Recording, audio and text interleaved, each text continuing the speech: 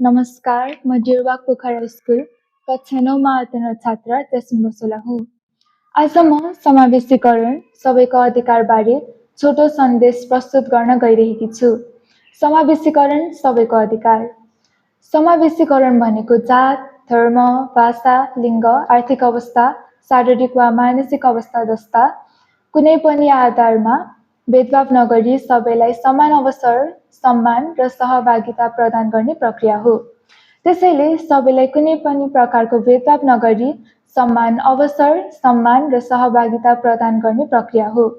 उदाहरणका लागि हाम्रो कक्षामा फरक क्षमता भएका, फरक भाषा बोल्ने वा फरक समुदायका साथीहरू छन्। हामी सबैसँग मिलेर पढ्छौँ, खेल्छौँ र सिक्छौँ। यही नै समावेशीकरण हो। नेपाल भौगोलिक, प्राकृतिक, जातीय, धार्मिक, सांस्कृतिक तथा जैविक विविधताले भरिएको देश हो। यहाँ विभिन्न जात-जाति, भाषा, धर्म, संस्कृति, रहन-सहन र प्राकृतिक वातावरण पाइन्छ। त्यसैले नै नेपाललाई विविधताले सम्पन्न देश भनिन्छ। शासन व्यवस्थामा सबैको सम्मानजनक प्रतिनिधित्व सुनिश्चित गर्न, समानुपातिका विकासमा सहयोग गर्न र सामाजिक न्याय कायम गर्न समावेशीकरण आवश्यक पर्छ। यसले समाजमा सबै वर्ग, जाति, भाषा, धर्म र समुदायलाई समान अवसर दिन्छ।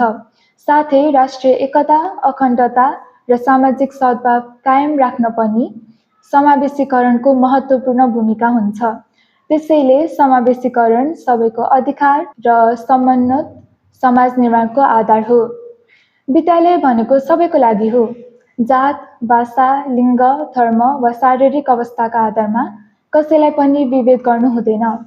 हामी सबै फरक छौँ, तर समान सम्मानका हकदार छौँ। समावेशीकरणले विद्यालयलाई अझ राम्रो बनाउँछ। आउनुहोस् सबैलाई साथ दियौँ, सबैलाई सम्मान गरौँ। समावेशी विद्यालय, उज्जवल भविष्य, सबैको साथ, सबैको सम्मान। धन्यवाद।